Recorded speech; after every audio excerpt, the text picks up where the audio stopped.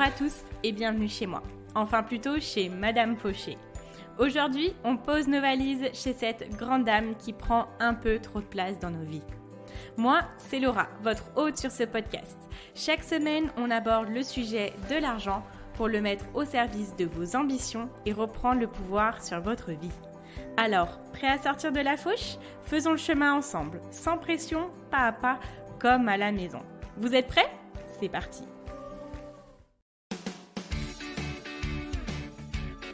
Hello les amis, bienvenue dans cette nouvelle édition du calendrier de l'Avent de Madame Fauché. Je suis ravie de vous accueillir avec un épisode par jour du 1er au 24 décembre. Nous allons patienter tous ensemble avant d'ouvrir les cadeaux en parlant de notre sujet préféré qui est bien évidemment l'argent. Alors, rassurez-vous, si vous m'écoutez à un autre moment de l'année, ces épisodes sont intemporels. Vous avez juste en bonus l'esprit de Noël. Histoire d'argent, interview, leçons, inspiration, motivation, nous allons avoir de quoi nous rassasier avant même que le réveillon ne pointe le bout de son nez. J'espère que ce calendrier de l'Avent vous plaira. Je vous dis à tout de suite, c'est parti pour l'épisode du jour. Hello les amis, je suis ravie de vous retrouver pour ce deuxième jour du calendrier de l'Avent de Madame Fauché. Alors aujourd'hui j'avais envie de vous parler du cycle de la frustration. Alors c'est vrai que quand on pense à améliorer sa relation avec l'argent, son organisation avec l'argent, c'est vraiment la première chose qui vient, c'est qu'on se dit « oh, va falloir que je fasse ci, va falloir que je fasse ça, tout ça ». Et toutes ces pensées, ce sont des pensées qui mènent à la frustration. On a tout simplement l'impression qu'on va devoir se frustrer pour faire notre budget, pour améliorer nos finances, etc. Et moi, mon combat au quotidien, c'est de briser ce truc-là, cette impression-là, cette habitude qu'on prend de se frustrer quand on se met à faire notre budget, à améliorer nos finances. Comme vous le savez, chaque jour, je vous fais gagner un cadeau et franchement, je suis tellement contente de ce qui arrive parce qu'on a plein de domaines différents, on a plein de formats différents, donc j'ai trop hâte de tous vous les faire gagner. Alors restez bien jusqu'à la fin pour profiter du cadeau du jour. Alors on va commencer du coup sur ce sujet-là qui est comment briser le cycle de la frustration. Déjà, comment elle se présente la frustration ? Parce qu'il faut déjà pouvoir la reconnaître. Comment elle se reconnaît ? C'est quand on se dit non et que profondément, on aimerait vraiment dire oui. Vous voyez, lors d'un achat, lors d'un investissement, lors, je sais pas, même plus concrètement, de sortie, d'activité et tout ça, et qu'on se dit non, et qu'on est ultra frustré, je vais y arriver, au fond de nous. On se dit, qu'on aimerait trop le faire, mais que y a plein de choses qui font qu'on ne peut pas, et que comme on veut améliorer notre relation avec l'argent, comme on veut plus mettre de côté, moins être dans la panade à la fin du mois, on se dit non pour beaucoup de choses finalement. Généralement, quand on se met sur nos finances, la première chose qu'on fait, c'est qu'on se met sur notre budget. Et là, c'est un moment qui est émotionnellement très fort. Au début, on va voir nos comptes, on se rend compte de ce qui se passe et on se dit non mais je peux plus faire comme ça, je peux plus faire ça. C'est un moment un peu difficile à vivre parce qu'on voit concrètement en chiffres le résultat de nos actions. Le résultat peut-être de notre désorganisation financière, on va dire. Sans jugement, mais voilà, c'est des choses qui arrivent et c'est aussi pourquoi on a du mal parfois à aller sur nos comptes parce qu'on n'a pas envie de voir en face et que ça nous renvoie de façon frontale un petit peu nos actions et le fait qu'on n'a pas forcément contrôlé notre argent.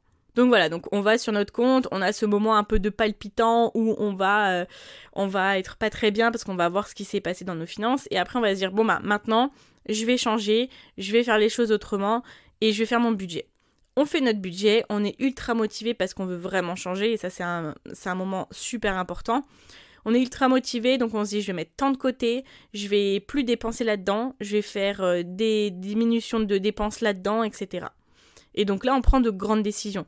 Donc elles sont bien ces grandes décisions. Sauf que comme on est dans un moment de motivation intense, on a tendance à surestimer tout ce qu'on peut faire, tous les efforts qu'on peut faire en très court terme. Sauf que ce qui se passe, c'est qu'on commence le mois avec ce plan-là qu'on s'est donné et au fur et à mesure, on va peut-être continuer à consommer un petit peu de la même façon ou on va se dire non pendant 2-3 semaines et au bout d'un moment, la corde va lâcher. Donc, c'est un sentiment de frustration qui va démarrer dès la première journée après d'avoir d'avoir fait ce budget et d'avoir pris toutes ces décisions-là. Parce que du coup, pour pouvoir tenir tout ça, il faut quand même faire de gros efforts, c'est quand même un sacré grand écart. Et voilà, on est sur la deuxième métaphore du calendrier de l'Avent, c'est un sacré grand écart. Et donc au quotidien, il faut l'assumer, quoi. Sauf qu'on n'est pas des super-héros, quand on se met la barre bien trop haute, finalement, on peut pas y arriver tout de suite. Il faut des étapes. Et on s'est un petit peu surestimé dans l'avancement qu'on peut faire sur le court terme. Je vais vous donner l'un des enseignements que je me répète souvent en ce moment. Pour moi qui suis quelqu'un de pas très patient, et voilà, c'est une composante de ma personnalité sur laquelle je travaille de façon très forte, parce que sinon c'est compliqué dans ma vie. En fait, c'est Anthony Robbins il y a un reportage sur lui sur Netflix qui s'appelle Je ne suis pas votre gourou. C'est un coach mindset, c'est un coach qui change les vies de milliers et de milliers de personnes aux États-Unis. Et en fait, il dit, on surestime ce qu'on peut faire en un jour, en une semaine, mais on sous-estime ce qu'on peut faire en un an ou en une ou deux décennies. Donc ça veut dire que quand on prend des décisions, on se dit je vais faire tout ça, je vais réaliser tout ça dans les prochains jours. Et en fait, on est démoralisé au bout de ces prochains jours si on n'y est pas arrivé. Sauf que en fait, il faut avancer quand même si on n'avance pas de la façon dont on voudrait. Si on continue d'avancer, en un an, en 10 ans, en 20 ans, on aura réalisé des choses incroyables qu'on n'aurait même pas osé imaginer quand on avait pris ces décisions-là. Donc, pour vous la répéter, on surestime ce qu'on peut faire dans les prochains jours, mais on sous-estime ce qu'on peut faire en 10 ans, en 20 ans. Donc, pour ne pas alimenter ce sentiment de frustration, on va essayer de baisser un petit peu notre demande envers nous-mêmes pour les prochains jours. Voilà, ça c'est un état d'esprit que j'aimerais vous partager d'une façon assez générale sur essayer d'éviter la frustration en n'étant pas trop exigeant avec nos avancements sur le court terme. Voilà. On va commencer, je vous ai préparé en fait 5 choses qui vont pouvoir vous aider à briser le cycle de la frustration. Bon là je vous ai déjà donné une chose, mais c'est quelque chose qui peut vraiment vous aider d'une façon très générale là-dessus. La première, c'est d'aller chercher ses croyances sur l'argent. Et la croyance principale, c'est que quand on fait notre budget, c'est se frustrer. Ça c'est une croyance assez profonde dont on n'a pas forcément conscience quand on démarre avec l'argent. Parce qu'on se dit, on va repousser le fait, par exemple, de faire notre budget, on va repousser le fait de tenir les engagements qu'on s'est donnés, parce que profondément, ça alimente un sentiment de frustration, et que pour nous, on fait le lien, notre inconscient fait le lien, en se disant, faire mon budget, tenir mon budget, c'est me frustrer. Parce qu'on voit des personnes qui font leur compte de façon très très assidue, on voit des personnes qui font du zéro dépense, on voit des personnes qui essayent de diminuer toutes leurs dépenses. Vous n'avez jamais vu les reportages de ces personnes-là qui prennent tous les coupons et se font rembourser de tout dans les satisfaits remboursés, qui passent des heures sur ces choses-là.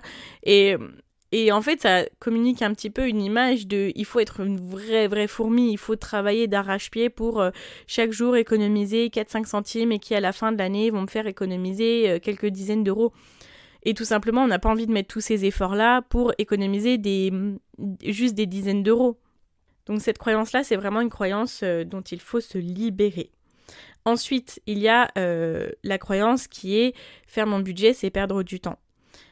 Pourquoi ça peut être une croyance et pourquoi elle est vraie? Parce que là, vous allez me dire, bah non, en fait, Laura, c'est pas une perte de temps parce que ça te fait gagner ci, ça te fait gagner ça te fait gagner de l'argent, donc c'est bénéfique, etc.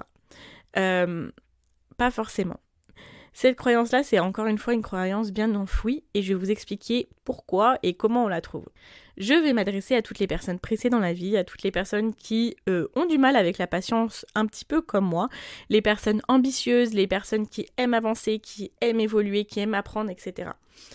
Ce type de personnes-là, c'est un type de personne qui n'aime pas passer son temps sur des choses minutieuses, se poser à lire des contrats, toutes ces choses-là qui demandent du temps. Par exemple, l'administratif. Le retour, par exemple, pour un projet, pour un courrier à rendre pour une thématique avec l'administratif, ça nous demande beaucoup d'énergie. Ça nous demande de nous poser, de lire, de faire des démarches, d'appeler, blablabla. Rien que d'en parler, rien que d'en parler, ça m'agace, vous voyez. Et c'est pour ça qu'on a du mal avec l'administratif quand on est quelqu'un comme ça. C'est pour ça qu'on a du mal à se poser et même à se poser sur notre budget parce qu'il faut prendre le temps. Et prendre un temps avec lequel on n'a pas l'impression d'évoluer assez vite ou à la hauteur de la façon dont on aimerait évoluer chaque jour. Et tout simplement, quand on se dit qu'on va se poser sur notre budget, inconsciemment, c'est comme si on allait perdre notre temps parce qu'on va prendre le temps de planifier, mais il faut aller chercher des infos dans nos comptes, il faut aller chercher des infos sur nos factures, c'est sûr qu'il faut aller faire des choses qui ne nous apportent pas une satisfaction immédiate. Donc, du coup, c'est un petit peu comme si on se disait, en fait, je vais faire des actions qui ne vont pas m'apporter là tout de suite. Donc, finalement, pour nous, quand on recherche la raison, le pourquoi du comment, c'est faire mon budget, c'est perdre mon temps. Alors que, en soi, c'est pas forcément logique, mais notre inconscient le vit comme ça. Ensuite, il faut venir se réconcilier avec l'argent, parce que l'argent est un moyen. Et les croyances qu'on peut avoir sur l'argent, c'est que l'argent, il faut que ça soit notre but, que le rêve de tout le monde, c'est de gagner l'euro million, de gagner plein d'argent, etc. On a l'impression que l'argent parfois nous contrôle parce qu'on dit non, j'ai pas les moyens, si seulement j'avais les moyens. Toutes ces phrases-là qu'on peut entendre ou qu'on peut dire qui révèlent parfois une mauvaise relation avec l'argent ou qui communiquent une mauvaise relation avec l'argent à notre entourage. Ou notre entourage nous a communiqué une mauvaise relation avec l'argent. Donc forcément, l'argent, c'est vu comme quelque chose de totalement négatif, dont on aimerait tout savoir de façon très très volumineuse, on va dire. On aimerait en avoir tous beaucoup, mais pourtant, on déteste tous l'argent parce que l'argent, c'est le pouvoir, parce que les riches... ils contrôlent tout avec l'argent, de toute façon, eux, ils ont de l'argent, donc ils vont acheter les autres, etc. Et c'est en ayant une relation comme ça, avec l'argent, que tout simplement, quand on va se mettre sur notre budget, on a l'impression de devoir faire ami-ami avec quelqu'un qu'on n'apprécie pas. Qui a envie de passer du temps, d'avoir dans notre entourage quelqu'un qu'on n'apprécie pas? Eh ben, personne. Donc, déjà, dans un premier temps, il faut venir changer cette relation avec l'argent et venir apporter tout ce qui est le plus positif, parce que l'argent est un moyen, l'argent est neutre. Il peut autant être super positif que négatif. C'est à vous de le décider, et dans vos actions au quotidien, c'est à vous de faire en sorte que l'argent soit positif dans votre vie. Voilà, donc cette première chose, c'était aller chercher ses croyances avec l'argent et changer sa relation avec. Ensuite, deuxième chose pour pouvoir briser le cycle de la frustration, ça je vous en ai parlé un petit peu hier, c'est d'allouer des dépenses plaisir. C'est quelque chose dont on pense pas forcément. On a l'impression qu'une personne qui gère son argent, c'est une personne qui sort pas, c'est une personne qui fait plein de concessions, c'est une personne qui va pas dépenser, qui va pas avoir de loisirs, tout ça. Pas du tout. Une personne qui gère bien son argent de façon pérenne, sereine et sur le long terme, c'est quelqu'un qui sait autant se faire plaisir. Et c'est aussi ça qui va faire qu'on va renverser la tendance et améliorer notre relation avec l'argent, parce qu'on va venir se poser et de se dire qu'est-ce qui me fait vraiment plaisir avec l'argent et qu'est-ce qui me ferait plaisir moi pendant le mois, de quoi j'ai besoin, quelles sont mes envies, des choses en fait pas forcément utiles, mais juste des choses qui nous font plaisir. Il faut avoir un budget alloué à juste des choses pour nous divertir et nous faire plaisir. Et là, en début du mois, vous allez commencer le mois en vous disant « j'ai tant pour juste me faire plaisir ». Et c'est comme ça qu'on démarre une nouvelle et bonne relation avec l'argent. Là, l'argent sera dans notre vie pour nous faire plaisir. Et pas forcément pour avoir de la culpabilité, pas forcément pour craquer sur de l'émotionnel, juste pour nous faire plaisir. Ensuite, troisième chose, c'est de rendre visite à son compte. Et là, on vient alimenter une bonne relation avec l'argent. L'argent, il faut le voir comme un super ami. Pas forcément comme quelque chose dont on est dépendant, pas quelque chose avec lequel on a une relation toxique, mais juste un bon ami qui est là quand on a besoin. Quelqu'un qui, en fait, à qui on prend des nouvelles Pas forcément quotidiennement, mais de façon hebdomadaire. Quelqu'un qui est là quand on a besoin de lui. Nous, on est là quand il a besoin de nous. Vous voyez, c'est juste une relation super saine avec un ami qui est retranscrite en fait avec notre argent. On prend des nouvelles. Et ça veut dire quoi, prendre des nouvelles? C'est rendre visite à son compte, venir voir si tout se passe bien, si il a tout ce dont il a besoin. C'est venir l'aider un peu, venir l'aider à se projeter, donc planifier un petit peu, préparer. Voilà, c'est toutes ces choses-là qui font qu'on prend soin de notre argent et qu'on y prend plaisir. Ensuite, quatrième chose, et qui est peut-être la chose la plus délicate à trouver, c'est un équilibre à trouver qui va prendre du temps, et je vous le cache pas, c'est de venir accepter en fait l'équilibre de notre budget.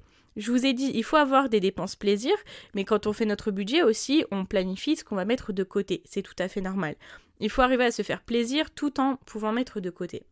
Et en fait, tout simplement, c'est qu'il faut accepter de se mettre aussi des limites et de venir différencier quand on se met des limites qu'on accepte avec plaisir parce qu'on a une vision qui est puissante et qu'on sait pourquoi on se dit non et qu'on se dit non pas du tout en se frustrant, on se dit non en étant tout simplement content d'avoir le contrôle sur ce que l'on veut et sur la façon dont on veut utiliser notre argent.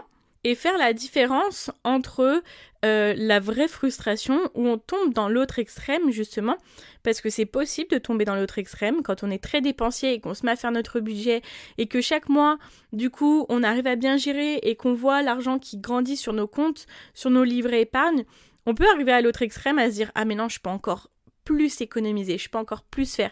Et là, c'est là qu'on arrive dans l'autre extrême qui est dangereux. Je vous donne encore la métaphore des régimes. Quand on se met à faire un régime, quand on est par exemple en surpoids, on rééquilibre notre alimentation et que finalement on se rend compte qu'on arrive bien à perdre et que si on mangeait encore moins, on perdrait encore plus. Là, on arrive vers une limite qui est dangereuse parce qu'on peut arriver dans l'autre extrême. Et justement, c'est là où on veut pas arriver en fait finalement. Donc il faut arriver à différencier ces moments où on est ok avec le fait de se dire non, avec ces limites-là qu'on se met de façon consciente et de façon positive, et avec la limite vers laquelle on arrive, où on se dit trop non, et que finalement on va commencer à alimenter ce sentiment-là de frustration qu'on n'avait pas du tout dès le départ. Je vais vous donner un exemple. Scott Pape, mon gourou financier, mon âme sœur financière, mais il est même pas au courant. C'est un spécialiste financier en Australie qui a écrit un best-seller qui s'appelle The Barefoot Investor, qui est le premier livre que j'ai jamais lu sur l'argent, enfin le tout premier livre que j'ai lu et qui m'a donné cette passion-là pour la gestion et l'état d'esprit avec l'argent. A fait un livre en fait sur la gestion de l'argent avec les enfants. Et il fait un concept super cool, d'ailleurs j'en parle dans un épisode de podcast, je vais vous donner le numéro tout de suite. C'est l'épisode 35 et 36, enfin du coup il y a 2 épisodes, et c'est comment enseigner la gestion de l'argent à ses enfants. Vous allez voir, il y a des concepts super géniaux, c'est trop fun, et moi ça me donne juste envie d'avoir des enfants, juste pour commencer ces techniques-là. Et en fait, ce qu'il explique, c'est que chaque semaine, on met l'argent de poche dans 3 bocaux où il y a les économies, le fun et le don. Et en fait, ce qu'il dit, c'est que parfois les enfants sont tentés, quand ils commencent à voir l'argent qui grandit dans leurs bocaux épargne, ils sont tentés de ne plus rien dépenser et de juste mettre l'argent dans ces bocaux-là. Et en fait, là, c'est la limite à laquelle il ne faut pas arriver parce que finalement, on ne se fait plus plaisir et on ne donne plus ou on se restreint beaucoup trop dans des dépenses qui sont pourtant obligatoires. Et c'est pour ça que je dis toujours, les dépenses, on vient les optimiser, mais par contre, on ne peut pas les réduire à l'infini. Quand on a optimisé, il faut se focaliser sur se créer d'autres sources de revenus. Et ça, on peut le faire à l'infini. Donc, vaut mieux être dans l'énergie créatrice, vaut mieux venir attirer plus d'argent, se focaliser sur l'abondance que se focaliser sur se restreindre parce que là, on coupe les canaux. L'argent, c'est de l'énergie et moins on en sort, moins on en attire. Et ça, en fait, cette limite-là, cette régulation-là entre, ok, se mettre des limites, se dire non sans être frustré parce qu'on sait ce qu'on veut, et cette limite avec le fait de commencer à trop se frustrer parce qu'on sait qu'on arrive à économiser et que si on économise encore plus, on pourra en avoir encore plus, elle est quand même pas facile à trouver et c'est normal au début que on aille à tâtons. L'argent, ça prend du temps. C'est normal, c'est pas déjà au bout de 2 mois, quand on commence à faire notre budget, c'est pas au bout de 2 mois qu'on va avoir déjà des milliers et des milliers d'euros sur notre compte. Ça prend du temps. Il faut essayer, il faut aller à tâtons, il faut s'adapter et il faut apprendre des leçons de ce que l'on fait. Si on fait des erreurs, c'est pas grave. On fait toujours mieux qu'avant. On a les choses sous contrôle. On a une organisation régulière et que si on fait un écart pendant un mois, c'est pas grave, le mois d'après on sait où on va, on continue sur la même lancée en fait finalement. Mais il faut aller à tâtons, il faut écouter ces signaux, il faut venir adapter tout ce que l'on fait au quotidien pour se dire ok, ça c'était trop pour moi, pas la prochaine fois je ferai de cette façon-là. Et puis c'est pas grave, move on.